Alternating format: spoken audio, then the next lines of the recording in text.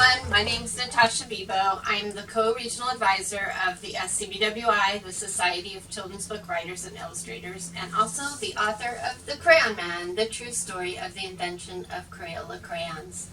I'm really excited to talk to you today a little bit about some books that have really shaped my life. Although I have to say it's been quite challenging to choose just a few, because for me books are like friends, and just having to choose your best friend or even it's like choosing your best child, and everyone knows that's completely impossible. I'm really fortunate to have always had amazing libraries where I could go to explore different kinds of books. And what I love about that is that you can go into the library and take home a whole pile of books, and some of them you'll really love, some of them will take you in new directions, some of them will be not the right book for you at that right time. But in any case, it's just so amazing to have that as a free resource. And I just really wanted to say hats off to all those librarians who work hard to match us with the right books. I love picture books, and it's been really hard just choosing one picture book to share with you, so I've cheated and I chose a couple of other ones. Here's one that is quite an old book. It's called The Megamogs and the Dangerous Donut, and it's by Peter Haswell. And what I love about this book is all kinds of things, actually, but firstly the characters. They're this motley crew of cats with names like Barry Binliner and Tracy Tin Opener and Sardine Sid and Phil Fleacollar. And so the story's all about how the Megamogs are left in charge of Miss Marple's donut shop, and of course there's competition in town, so they have to rise to the occasion and defeat the tactics of the competitor. But the thing that I most like about this book is how the words and pictures work together, of course, because it's a picture book, but the words are just so delicious to read. No rocking, raving, or misbehaving, no jazzing, snazzing, or razzmatazzing, no disco bashing, party crashing, preening, prancing, sweet romancing, strutting your stuff, or dirty dancing, because tomorrow we've got things to do. We're going to start early. And that is the voice of the main chef character, Kevin, who is getting them all involved in making this huge giant donut that's going to outwit their competitor in town. The thing that I love the most about picture books is how the words and pictures work together. So this is a series that I love as well, Olivia, and in this one Olivia is pretending to be a spy, and the author-illustrator Ian Falconer has come up with some amazing, really funny ways to show Olivia as a spy. And in this one in particular, where she's eavesdropping on her mom, which is something all kids love to do, Olivia's sort of hiding. She might be anywhere, and look, she might be part of the lamp, or she might be part of the rug, and it's just so much fun to read with children and to look at these great pictures. So I love the understated humor in this book.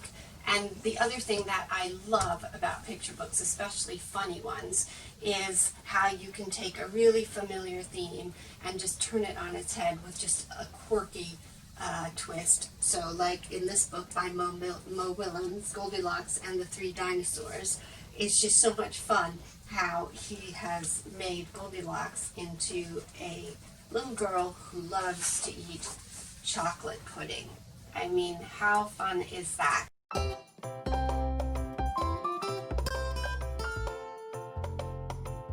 It's called On a Beam of Light, and it's by Jennifer Byrne, pictures by Vladimir Rudinsky, and it's about Albert Einstein. And what I really admire about this book is how they have taken what is quite a complicated idea about Einstein's theory of relativity and condensed it into a picture book for quite young readers. But picture books are not just for children, they're for grown-ups too. And I love these very simple pictures and the very simple words and how they conjure up what Einstein was all about as a person and how he thought and what inspired him. And this tells the story of how Albert was out on his bicycle one day, and he was looking at how sunlight was reflecting onto the earth. And the text says he wondered, what would it be like to ride one of those beams? And in his mind, right there and then, Albert was no longer on his bicycle, no longer on the country road. He was racing through space on a beam of light. And that is the theme that goes all the way through this amazing book. And it talks a lot about Einstein as a person. And it makes it feel like you could have met him. Sometimes when Albert was having a tough time with a tricky problem, he would put it aside and play his violin. Music made Albert happy. He said it helped him to think better. What a great message for everyone, for children, for pausing, for taking joy in something like music, and how music and math and physics are all connected. I like to end each day with a book at bedtime. It's a way of forgetting whatever happened during the day and just getting completely engrossed in another world in a story. Here's one that I loved, Alexander McCall Smith's #1 Ladies Detective Agency series. It's such a joy to read these books because they take you into the whole world of Botswana and where Madame Ramotswe runs her #1 detective agency.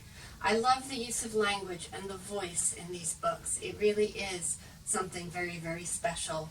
And all the themes that are covered are themes that really resonate with people no matter where you live and what kind of life you live. Things about friendship and family and community and the integrity and kindness. There's a sort of sense of morality that underpins these stories that I think really is important in our lives. Madame Ramotswe is driving, and she's thinking as she's driving. It was easy for your thoughts to drift when you were doing something you did every day, such as driving down the Tlongkwang Road, or spooning tea into a teapot while you waited for the kettle to boil, or standing in your garden looking up at the wide sky of Botswana. These were all activities that did not require total and undivided concentration, although her husband, that great garagiste, Mr. J.L.B. Matekoni, stressed that driving demanded your whole attention. Madame Ramotswe, though, felt it was perfectly possible to drive carefully, and yet at the same time let the mind wander. There was not a driver in the country, she imagined, who did not think of other things while driving, unless, of course, there were somewhere other people who had nothing to think about. That morning she thought of what she would cook for dinner. She thought of letters she might receive and of the replies she would write, and she thought about how she knew this road so well that she could drive it blindfold, if necessary, and still get to her destination unscathed, or largely unscathed. She thought of how month by month, year by year, the traffic had got worse, as traffic always seemed to do. Was there nowhere on this earth where traffic got better? Where the lines of cars thinned? Where one could park virtually anywhere, as one could in the old days? And she thought of the people in her life, and the people she would see that day, and the people she would not. The people in her life, these, she felt, were two sorts. Whatever classifications might suggest themselves, at the outset people could be divided into those who were late and those who were still with us. And I just love the quality of the language and how, even in her everyday minutiae, there is this sense of thinking about the bigger picture, and I find it really inspiring. I just want to end with one last book, because they're the kinds of books that you come to when you're maybe stuck or you need inspiration, or perhaps you don't have a lot of time on your hands. And this is a book I came across that I've had for some years, that I've had since university, and it's called All I Really Needed to Know I Learned in Kindergarten, and it's by Robert Fulghum. And it's uncommon thoughts, uncommon things. And these are the sorts of books, like books of poetry, books of essays, that perhaps you just dip in and out of. And even now, when I dip into this book, I find it uplifting. So I just wanted to share a little bit from this book to finish off. All I really needed to know about how to live and what to do and how to be, I learned in kindergarten. Wisdom was not at the top of the graduate school mountain, but there in the sand pile at Sunday school. These are the things I learned. Share everything, play fair, don't hit people, put things back where you found them, clean up your own mess, don't take things that aren't yours. Say you're sorry when you hurt somebody. Wash your hands before you eat. Flush. Warm cookies and cold milk are good for you. Live a balanced life. Learn some, think some, and draw and paint and sing and dance and play and work some. Every day some. Take a nap every afternoon. When you go out into the world, watch out for traffic, hold hands, and stick together. Be aware of wonder. Remember the little seed in the styrofoam cup. The roots go down, the plant goes up, and nobody really knows how or why, but we're all like that.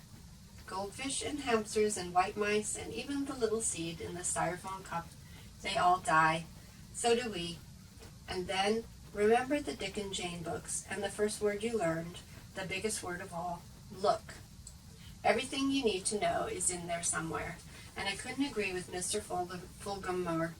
And that's a book that I sometimes pick up and read because it's full of little anecdotes like that that make you reflect on your everyday life and perhaps find new perspective on things. And if you're a writer and a creative person, that can be a great way to inspire new directions.